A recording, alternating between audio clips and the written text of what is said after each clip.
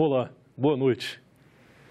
O ministro da Justiça, Sérgio Moro, esteve no Senado a convite do relator de um dos projetos do pacote anticrime, o senador Marcos Duval. Moro falou que ouviu sugestões e críticas e concluiu dizendo que a proposta está em boas mãos. Outro assunto na pauta foram as ameaças recebidas pelo parlamentar. Moro e Marcos Duval comentaram o assunto. Foi aberta uma investigação, os fatos estão sendo investigados e, por outro lado, o senador tomou as medidas necessárias de segurança dele e da família dele, é tudo o que se tem que falar sobre esse fato. As investigações continuam, né? Já foi identificado que é um grupo, não é uma única pessoa. Toda a minha família já está com a proteção, né? Ele pessoalmente se dedicou a isso, né? Me deu todo o apoio. A polícia do Senado também, mesma coisa, também está fazendo uma investigação, está me dando toda a estrutura de segurança e tanto outros órgãos da área de inteligência do país também se colocaram à disposição, porque foi uma mensagem muito grave para um senador da República, né? Enviado para dentro do Senado, e essas pessoas estão até então com a certeza da impunidade, e também por estar relatando um projeto que vai bater de frente com o crime organizado, vamos dizer assim, outras pessoas interessadas à não aprovação desse projeto também já começaram a se manifestar e ameaçar. A Comissão de Direitos Humanos fez hoje mais um debate sobre a reforma da Previdência. O governo apontou o envelhecimento da população como uma das razões para a reforma. Representantes de outros setores criticaram a proposta. O senador Paulo Paim, presidente da Comissão de Direitos Humanos, disse que confederações patronais foram convidadas, mas não compareceram. Foram convidados para esse debate CNI, CNC, CNA, CNTT, CNT, FEBRABAN, Fiesp e CN Saúde. Com exceção da Fiesp, que não respondeu, se por algum motivo, os demais todos deram retorno informando que não poderiam participar desse debate. Eu espero que em outros debates eles possam. O papel de representante dos empresários ficou a cargo de Fernando Torres Laureano, de Fortaleza. Ele defendeu a reforma. Nós não estamos querendo tirar direitos de ninguém. Nós estamos aqui debatendo para não debater daqui a 4, 5 anos o que aconteceu com a Grécia, com Portugal, onde nós teremos que chegar ao momento de dizer quantos por cento nós teremos que reduzir da aposentadoria do servidor público, quantos por cento nós teremos que reduzir da aposentadoria do assalariado que recebe até um salário mínimo, que é 66%. Dessa classe de aposentados. Representantes do Ministério Público e da magistratura criticaram a proposta. A nossa preocupação aqui, nos parece que aqui o debate está desfocalizado. 84%, 74% da economia trazida pelo governo federal na apresentação da proposta, ela vem focalizada no regime geral de previdência social. Então, ela não tem o foco de combater os supostos privilégios. E como já foi dito aqui, desde 2013, o servidor público que ingressa no serviço público desde 2013, ele está com a sua aposentadoria limitada ao teto do regime geral, 5.800. A questão da desconstitucionalização da Previdência Pública. E aí eu destaco, nesse ponto, a proposta de redação a ser conferida pela PEC 6 de 2019 ao artigo 40, parágrafo 1º da Constituição, remetendo à lei complementar aspectos fundamentais relativos às regras do regime próprio de previdência social no serviço público. Com isso, aumenta-se a insegurança para os servidores, para o serviço público, que poderão ver seus critérios de aquisição de direitos de aposentadoria modificados a cada legislatura, ou simplesmente quando cada governo entender conveniente em termos políticos.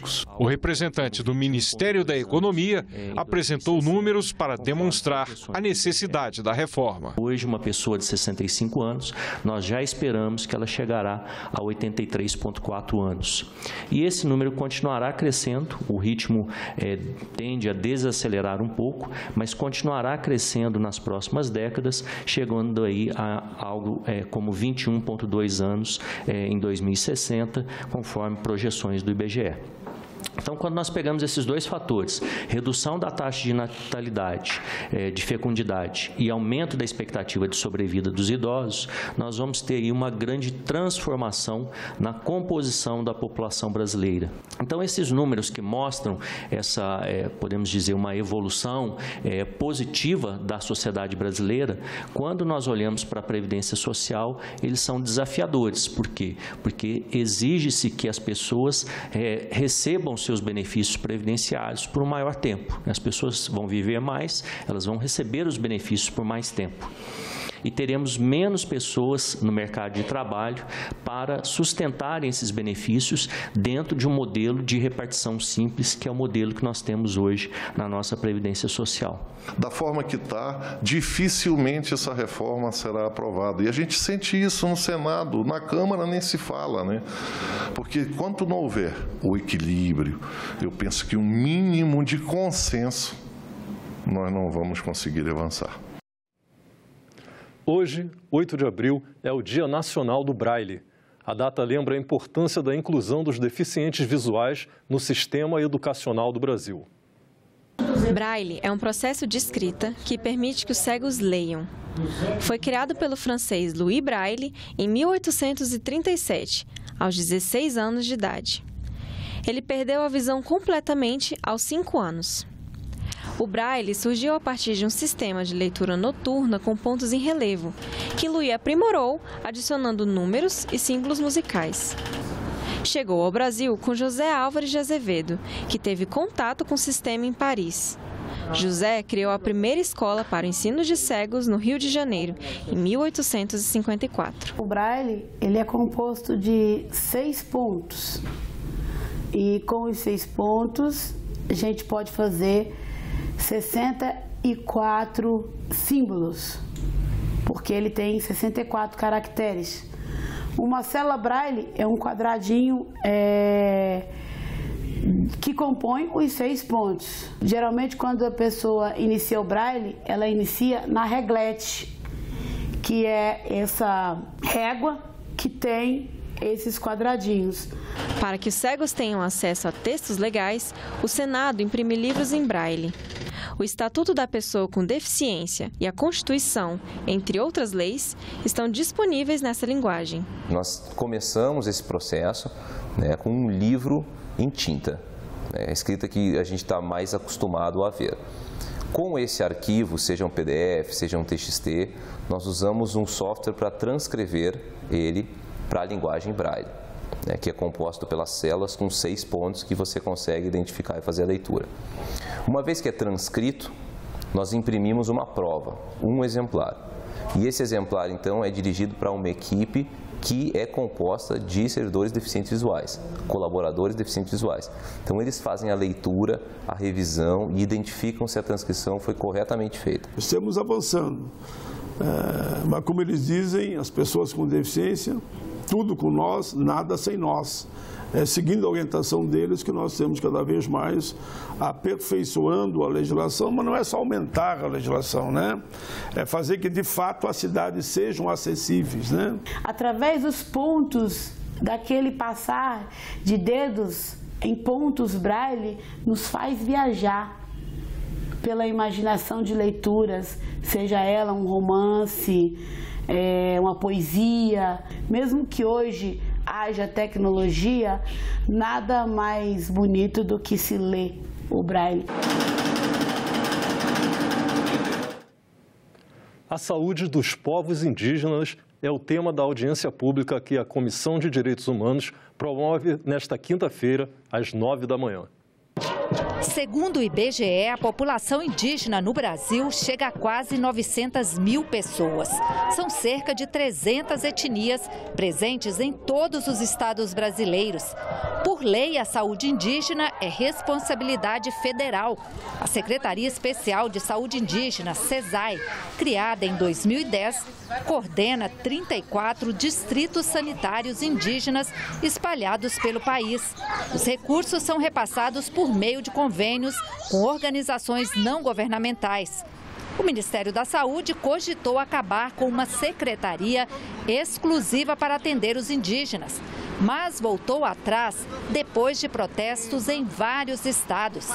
Pelo Twitter do Ministério, o ministro Luiz Henrique Mandetta anunciou a criação de um grupo de trabalho para discutir a melhoria na assistência à saúde indígena e a fiscalização dos recursos. Um grupo de trabalho discute como é que podemos fazer para melhorar, como é que vamos chegar na nossa conferência com esse assunto pacificado e olhando para frente na evolução do SUS e do sistema de saúde indígena. O presidente da Comissão de Direitos Humanos do Senado, Paulo Paim, decidiu fazer um debate sobre o assunto depois de receber lideranças indígenas. Nós, indígenas, enfrentamos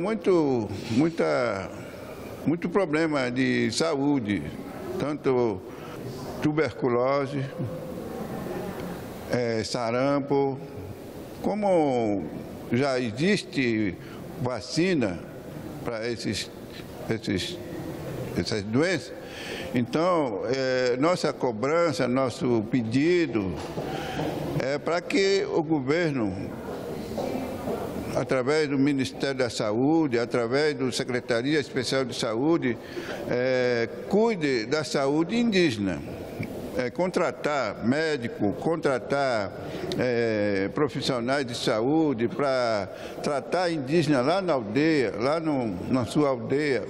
É mais do que legítimo as suas reivindicações e vamos fazer um debate também no alto nível, de forma tal que a gente possa contribuir a salvar vidas. Criação do Estatuto dos Animais e mudanças na Previdência dos senadores. Assuntos que devem ser discutidos na Comissão de Assuntos Econômicos nesta terça-feira. Em 1997, o Instituto de Previdência dos Congressistas foi extinto e, desde então, o Plano de Seguridade Social dos parlamentares prevê contribuições, benefícios proporcionais e a idade mínima para aposentadoria. As regras atuais ainda conferem benefícios especiais aos senadores e deputados. O projeto do senador Randolfo Rodrigues, da Rede Sustentabilidade, altera o regime, inserindo os congressistas no regime geral de previdência social, operado pelo INSS. O projeto também está sendo analisado pelas comissões de Constituição e Justiça e de Assuntos Sociais. Se for aprovado, as novas regras passam a valer imediatamente. O projeto que institui o Estatuto dos Animais também deverá ser analisado pela Comissão de Assuntos Econômicos. O texto prevê que ninguém deverá, por razões não justificáveis, causar dor, sofrimento ou lesão moral aos animais. Mais proteção para o consumidor e ajuda financeira para estados e municípios. A jornalista Érica Christian resume o que deve ser destaque no Senado durante esta semana. E na semana da Marcha dos Prefeitos em Brasília, o plenário poderá aprovar o repasse direto das emendas individuais para os fundos de participação dos estados e dos municípios. Os parlamentares poderão, inclusive, indicarem a cidade que vai receber o dinheiro, independentemente da assinatura de convênios. Também estão na pauta outras duas mudanças na Constituição. A primeira inclui os defensores públicos na lista dos que podem ajuizar uma ação direta de inconstitucionalidade. E a outra insere no rol dos direitos fundamentais um meio ambiente ecologicamente equilibrado. E os senadores poderão aprovar ainda a criação da Política Nacional de Proteção dos Direitos dos Autistas, a regulamentação da ecoterapia e a permissão para que delegados e policiais possam conceder medida protetiva para mulheres vítimas de violência doméstica. E o plenário pode votar também o aumento de quilowatts e do desconto da tarifa social de energia elétrica, a proibição do uso de mensagens subliminares em propagandas e o empréstimo obrigatório de telefone celular enquanto o aparelho na garantia estiver na assistência técnica. O especial Cidadania, publicado nesta terça-feira no Jornal do Senado, vai mostrar como prevenir tragédias, como o rompimento da barragem em Brumadinho ou o incêndio no Museu Nacional. No Senado tramitam diversos projetos sobre o tema. Mais detalhes com a jornalista Fernanda Vidigal. Rompimento de barragem em Mariana e em Brumadinho e incêndio no Museu Nacional e no Centro de Treinamento do Flamengo. A lista de tragédias recentes no Brasil impressiona, pela frequência e pelo que está por trás delas.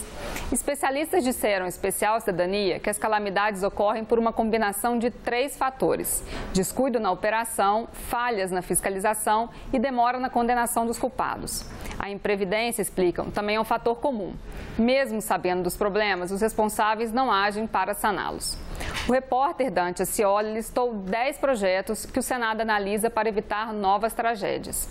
Um deles proíbe a instalação de barragens de alteamento a montante, como as de Mariana e Brumadinho. Para combater incêndios, uma proposta exige que prédios de mais de 30 metros de altura mantenham helipontos na cobertura para facilitar o resgate. O Senado também instalou uma CPI para investigar o desastre de Brumadinho. O relator, Carlos Viana, apresentou um projeto que obriga o responsável por crime ambiental a ressarcir o poder público pelas despesas com socorro, resgate, assistência e mitigação de danos. A reportagem completa você lê no Especial Cidadania, que o Jornal do Senado publica às terças-feiras, ou na versão online em senado.leg.br/jornal. A violência nas escolas é um problema amplo, de difícil solução, mas que poderia ser reduzido se todos dessem mais atenção, apoio psicológico e social às crianças e jovens. Esse é o entendimento do senador Stevenson Valentim, que conduziu o debate sobre o tema no Senado. Na entrevista de hoje, ele fala sobre a audiência pública e também sobre o projeto educacional de que participa no Rio Grande do Norte. O Brasil é um dos países com maior índice de violência nas escolas. Nós vamos conversar sobre o assunto com o senador Stevenson Valentim, do Podemos do Rio Grande do Norte. Seja bem-vindo, senador. Senador, obrigado. Como o senhor descreveria hoje a situação das escolas brasileiras em termos de violência, risco para os alunos, para os professores, para os profissionais de educação? Pois é, a descrição, ela, além de ser regional, ela vai tendo diferenças, e também da escola pública e para a privada, isso também nas universidades. E o tipo de violência que a gente hoje enxerga dentro de cada unidade vai desde um bullying, vai desde uma brincadeira violenta, que eu posso citar aqui, lá na minha cultura do Nordeste, o barrote, que é uma brincadeira violenta entre garotos e garotas, é de quem suporta levar mais pancada, de quem bate mais e quem apanha mais. Isso é uma brincadeira comum nas escolas do seu estado? É uma brincadeira comum em que eu presenciei em escolas. Agora, já que eu estou falando do meu estado, agora, início da semana, a Guarda Municipal apreendeu uma criança com um revólver dentro da sala de aula, com 12 anos a criança. Então, falar sobre violência nas escolas é um tema muito amplo. Falar da violência do professor contra o aluno contra o professor, do pai contra os alunos contra os pais, os pais contra os professores. Os pais contra os professores. Que tipo de violência a gente vai falar especificamente? Na audiência pública em que eu sugeri na CDH, foram discutidos vários temas. Ficou muito rica essa discussão, ficou muito ampla a discussão na CDH, porque houve um pai, que é da Associação dos Pais aqui do DF, falou a visão do pai. Uma pedagoga que trabalha há 20 anos nas escolas públicas, um psicólogo, um representante da Unesco. Então, várias pessoas de vários locais da sociedade, de vários nichos, puderam discutir esse tema. Eu solicitei essa audiência porque é o que... O senhor solicitou a realização de uma audiência na Comissão de Direitos Humanos para debater a violência nas escolas. Isso, mas a intenção é chegar a um ponto que não é fácil, de como combater. Porque as pessoas confundem hoje muito, por eu ser capitão e ter um projeto lá em Natal, de uma escola que envolve a Polícia Militar e a administração civil dessa escola, que deu muito certo, com a educação militar. Ela, naquele momento, naquela situação, naquela ocasião, naquele local, surtiu efeito. Fez a coisa acontecer, diminuiu a violência, deu ordem, deu disciplina naqueles alunos.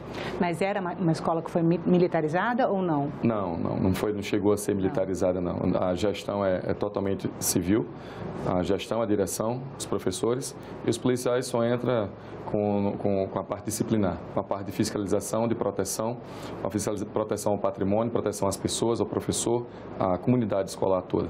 Então, é essa relação que a gente tem lá. Deu certo naquela escola, não quer dizer que vai dar certo em outros locais. Mostra-se uma experiência eficiente pelo Brasil todo. Mas o que a gente tem que ver é que tem outros trabalhos eficientes.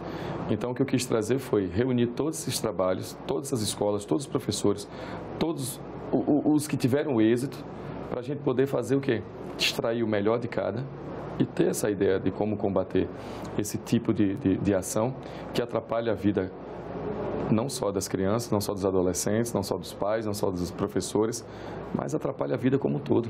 Que como foi discutido na comissão, durante essa audiência pública, a escola seria o último passo, aonde desaguaria toda a violência que acontece nas residências, a violência que eu quis tratar também, que eu levantei em discussão, violência de ter uma merenda péssima, de 30 centavos para o ensino fundamental, R$1 para o ensino, se for integral, para salas que não tem ar-condicionado, que as cadeiras praticamente já estão totalmente destruídas, não só pela ação de vândalos, mas também pela ação do tempo, professores com péssimos salários, mal reconhecidos, desprotegidos, sem nenhuma assistência, é um tipo de violência.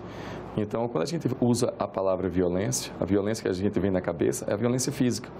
É a violência ali que está atingindo a moral, a psicológica, mas tem a violência da dignidade também, que está tirando a dignidade daquelas pessoas, do trabalhador, do professor e dos alunos. Só um exemplo, né? Um diagnóstico feito em 2016 pela Faculdade Latino-Americana de Ciências Sociais, em parceria com o Ministério da Educação, mostrou que quase 70% dos jovens à época afirmavam ter visto algum tipo de agressão dentro da escola, seja verbal, física, discriminação, furto, roubo, ameaça ou bullying.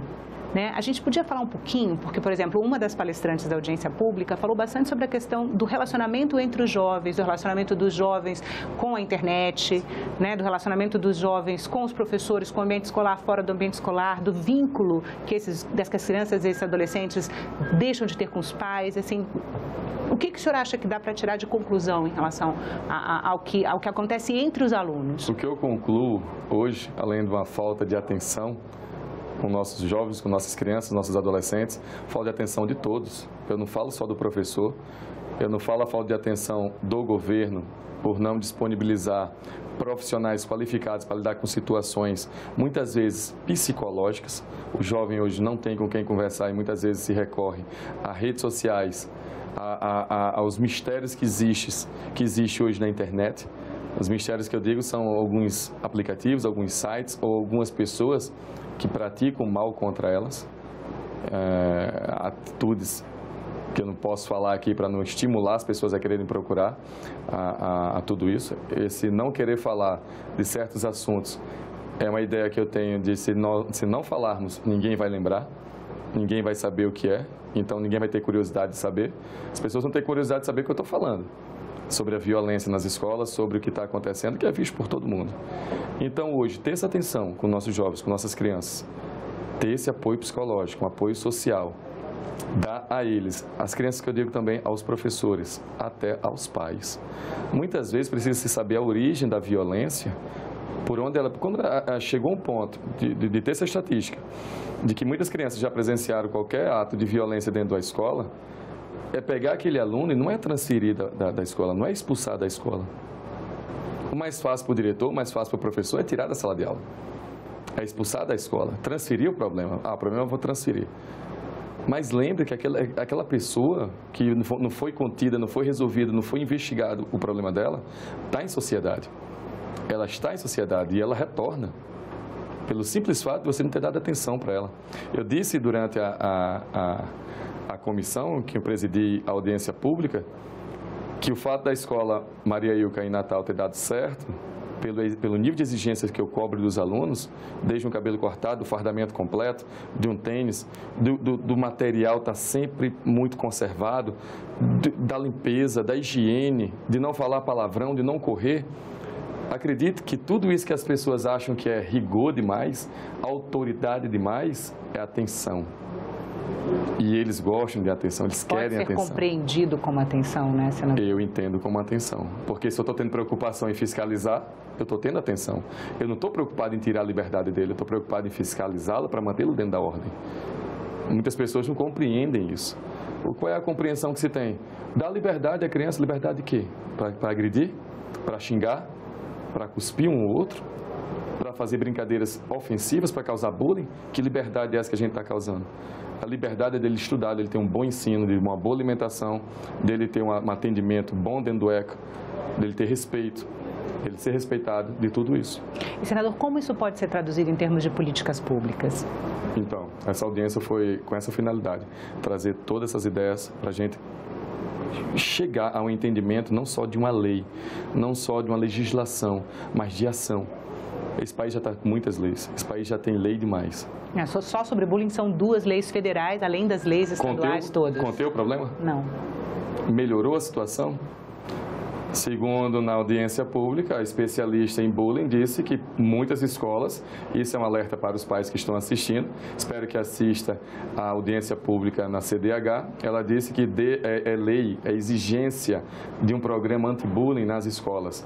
Tem que ter escola pública e escola particular. Mas, senador, essa lei é de 2018, ela instituiu o programa de combate à intimidação sistemática, né, em todo o território nacional. Ainda não houve tempo suficiente para se fazer uma avaliação, né? Do que foi criado a partir da lei. É muito pouco tempo. Mas tem uma anterior, se eu não me engano. Tem uma lei de 2015. Tem uma anterior. A 2015 já está bem, já tem 4 anos. Que já promove medidas de conscientização e prevenção. Exatamente. Então já tem essa lei que já é mais antiga do que a 2018. Mas eu entendo, Renata, que o nosso país ele é muito regido por leis, onde se falta mais educação. Se nós tivéssemos educação, não precisaria de tanta lei para coibir a má educação. A lei muitas vezes vem para contornar o que não é cumprido de forma educacional. Respeitar um idoso, respeitar a mulher, respeitar a criança, respeitar as diferenças, respeitar a cor das pessoas. Precisa de lei para isso. Se eu tenho consciência de o que é certo e o que é errado, então chega-se um nível de a gente estar aqui quebrando cabeça e procurando o que é o melhor entendimento de uma legislação para uma aplicação efetiva. Ficamos por aqui. Você pode rever as reportagens desta edição na nossa página na internet, senado.leg.br/TV. Muito obrigado pela companhia. Continue sintonizado aqui na TV Senado.